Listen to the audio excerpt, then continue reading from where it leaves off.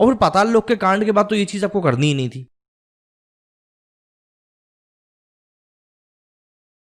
तो आज सुबह उठ जब मैंने अपना फेसबुक पेज खोला और इंस्टाग्राम को मैंने चेकआउट किया कि देखें क्या क्या चल रहा है, तो जो एक नई खबर मुझको देखने को मिली वो ये कि भाई जो अनुष्का शर्मा की नई मूवी आई है नेटफ्लिक्स पे बुलबुल, उसमें राधा जी और कृष्ण भगवान को लेकर कुछ खराब वर्ड्स को यूज किया गया है। वो खराब वर्ड्स क्या थे? जिसमें कि कृष्ण को कहा गया है हरामजादा और राधा जी को कहा गया है कलंकिनी, जो कि हमारे डे टू डे लाइफ में बहुत ही ऑफेंसिव वर्ड्स माने जाते हैं। बट द बैक स्टोरी क्या है आखिर? क्योंकि देखिए ये सारा रेज जो है चालू हुआ है पाताल लोक वाले कांड के बाद से। अब उसके बारे में हम ज़्यादा बात नहीं करेंगे, पाताल लोक वाला सबको पता है और उसमें क्या कुछ दिखाया गया था, किस तरीके से दिखाया गया था, क्या एजेंडा था, उसके बारे में सब कुछ बातें हो चुकी हैं।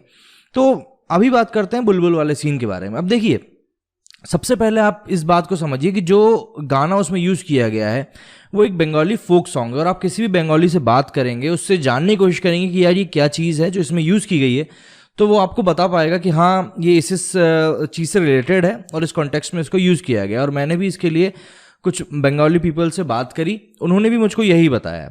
ठीक है, अब देखिए जो ये रेट जो पूरा उठ रहा है वो आखिर में उठने का उसका रीज़न क्या है? मेन रीज़न आपको इस तरीके से समझना पड़ेगा कि इंडिया में बहुत सारे छोटे छोटे रीजन्स हैं, बहुत सारी छोटी छोटी कम्युनिटीज़ हैं, कल्चर्स हैं अलग अलग, जिसमें कि भाषा शैली बहुत अलग अलग है।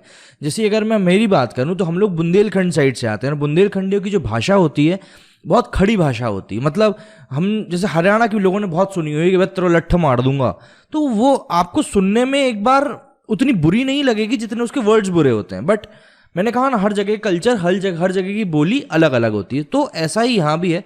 बुंदेलखंड में भी बहुत खड़ी बोली बोली जाती है जो कि लोगों को सुन के एक बार बुरा लग सकता है, पर वहाँ के लोगों का उतना ज़्यादा बुरा मीनिंग नहीं होता जितना कि बताया जाता है या सुन के लगता है। तो वही चीज़ यहाँ पे भी है।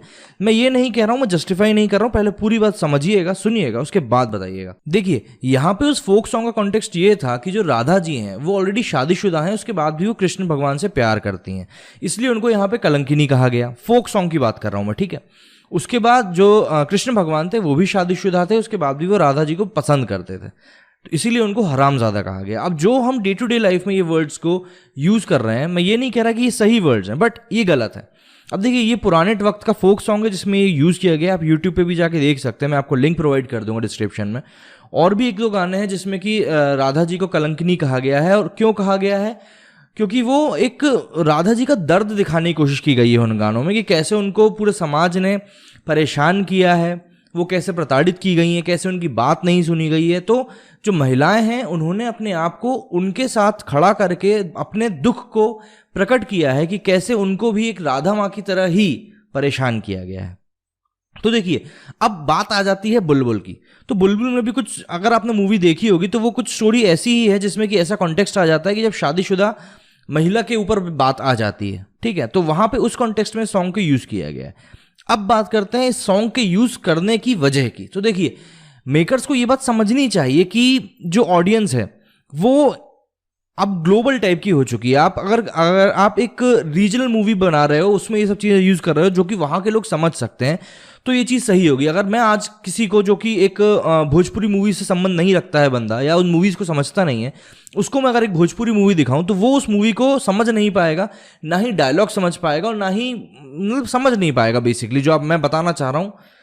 तो ऐसा ही इसके साथ भी हुआ है। आपको ये चीज़ समझनी पड़ेगी कि आप जो मूवी है पूरे इंडिया के लेवल पे दिखा रहे हो, तो यू शुड अपने आप को दूर रखना चाहिए आपको ऐसे वर्ड्स को यूज़ करने से। क्योंकि देखिए चीज़ कई बार हो सकता है सही हो, लेकिन लोग उसको उस तरीके से इंटरप्रेट नहीं कर पाते हैं, समझ नहीं पाते हैं। सभी लोग उस तरीके से उन चीज़ों को ले नहीं पाते हैं। अब अगर आज मैं जाके किसी वृद्ध व्यक्ति को ये समझाऊं कि इस मूवी में राधा को कलंकिनी क्यों कहा गया है, तो वो मेरी एक बात नहीं सुनेगा, ना वो समझने की कोशिश करेगा। ठीक है, तो उसी तरह से आप लोगों को भी ये चीज़ ध्यान रखनी चाहिए कि इन चीज़ों को हम इस तरीके से नहीं दिखाना है। और फिर पाताल लोक के कांड के बाद तो ये चीज़ आपको करनी ही नहीं थी।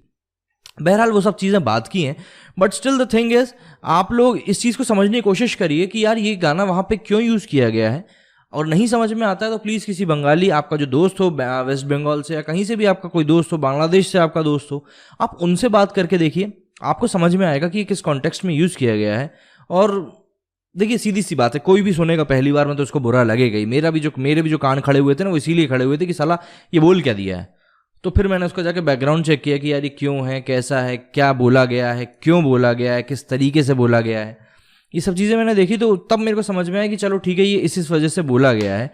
बट स्टिल मैं बिल्कुल भी ये नहीं बोल रहा हूँ कि इसका यूज़ किया जाना सही था, क्योंकि अगर मैंने कहा ना, अगर आप एक छोटे रीजन के ऊपर बात कर रहे हो तो ये चीज़ सही है। बट स्टिल अगर आप बड़े पैमाने पे इसकी बात कर रहे हो तो आपको ये करना पड़ेगा। जैसे कि मराठी के भी कई शब्द होते हैं बुंदेलखंडी जैसे ही, जो कि आप कई बार बुरे लग सकते हैं सुन के, है ना। तो ऐसा ही होता है, हर एक रीजन की कुछ कुछ चीज़ें होती हैं जो दूसरे रीजन के लोगों को पसंद नहीं आती हैं।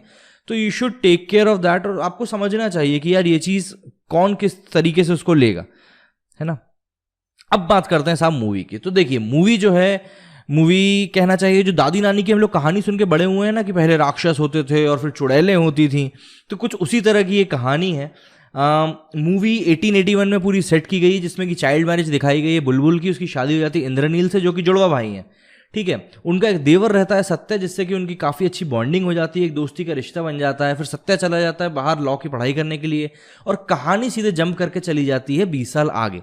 अब इसमें हमारे बंगाली कल्चर को बहुत अच्छे से दिखाया गया है। एक पॉइंट पे आपको ऐसा भी लगेगा कि आप कहीं देवदास तो नहीं देख रहे हो, इतने अच्छे से इसको पोर्ट्रे किया गया है। प्लस जो सबसे अच्छी चीज़ मुझको लगी है इसमें, वो ये कि जो रेड कलर की थीम का जो यूज़ किया गया है, जो कि हम लोग देखते हैं पूजा में यूज़ होता है, लाल का रंग का सिंदूर भी होता है, खून का रंग भी लाल होता है, तो कुछ उसी तरीके से लाल रंग का यूज़ भी तब किया गया है जब कुछ भी बुरा होने वाला रहता है इस मूवी में। जैसे कि कोई खून होने वाला हो, कुछ अनैतिक घटना घटने वाली होगी, तब लाल रंग का यूज़ किया जाता है। घोड़ों की आने की आवाज़ तक आपको इस मूवी में डराएगी, क्योंकि इसमें साउंड का इस्तेमाल बहुत अच्छा किया गया है। और ये मूवी मैं कहूँगा थोड़ी सी स्लो है, बट स्टिल अगर आपको बाहर के शोज़ पसंद हैं तो आपको ये मूवी पसंद आएगी, क्योंकि मुझे ऐसा लगता है कि जो धीमा जहर होता है ना यार, वो सबसे ज़्यादा खतरनाक होता है। तो उस हिसाब से देखा जाए तो ये मूवी मुझे तो पसंद आई। हाँ, इसकी जो एंडिंग है, जैसे कि आपको ऐसा लगेगा कि एंडिंग आप बहुत हद तक प्रेडिक्ट कर सकते हो, क्योंकि बाकी मूवीज़, हॉरर मूवीज़ जो होती है उनकी तरह ही हम ये एक्सपेक्ट करते हैं कि यार एंडिंग भी जाके हमको थोड़ा सा धक्का दे। बट ये मूवी भी उस जगह पे जाके थोड़ी सी फेल हुई है, क्योंकि एंडिंग मुझे उतनी ज़्यादा अच्छी नहीं लगी जितना अच्छा पूरी मूवी को बनाने में बताया गया है। But still the movie is watchable, अच्छी मूवी है, आप एक बार देख सकते हैं, नेटफ्लिक्स पे अवेलेबल है। और मैं बस यही कहूँगा कि इस मूवी को खुले दिमाग के साथ देखें, क्योंकि अभी क्या है ना, वैसे भी मैं चाहता हूँ कि यार जो नेपोटिज्म के बाहर निकल के जो मूवीज़ आ रही हैं जिसमें नेपो किड्स नहीं है, उन मूवीज़ को ज़्यादा से ज़्यादा बढ़ावा मिले। और देखिए ऐसा है, चीज़ों को लार्जर कॉन्टेक्स्ट में देखने की कोशिश कीजिए, तो आपको चीज़ें बेहतरीन समझ में भी आएंगी। मैं ये नहीं कहता कि आप बिल्कुल हर चीज़ का जो कुछ बुरा हो हमारे कल्चर के खिलाफ आप उसको अपोज मत करो, मैं ये नहीं कह रहा।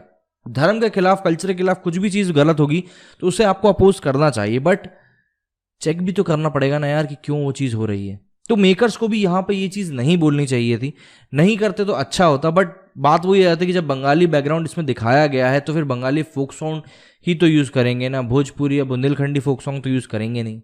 तो ठीक है, चीज़ को समझने की कोशिश करिए। मूवी बहुत बढ़िया है, राहुल बोस ने बहुत अच्छा काम किया है इस मूवी में, और इसमें आपको लैला मजनू की जोड़ी दोबारा देखने को मिलेगी। बहुत अच्छी मूवी है, एक बार जाके ज़रूर देखें। और नेपोटिज्म के मुंह पे अगर चांटा मारना चाहते हैं तो ये मूवी ज़रूर देखिए, क्योंकि ये मूवी देख के आपको बहुत अच्छा लगेगा। और आप ये भी देख पाएंगे कि इंडिया में नेपो किड्स के अलावा भी कितना टैलेंट भरा हुआ है। मेरे आज की वीडियो में इतना ही। उम्मीद करता हूँ जो मैसेज आप लोगों को देना चाहता था वो आप लोगों को मिल गया होगा। अगर फिर भी आपको मुझसे कोई शिकायत है तो बिल्कुल कमेंट्स बॉक्स में बताएं, और इंस्टाग्राम पे मेरे कनेक्ट हो, वहाँ पे भी हम बात कर सकते हैं। मेरे आज की वीडियो में बस इतना ही। जय हिंद, जय भारत।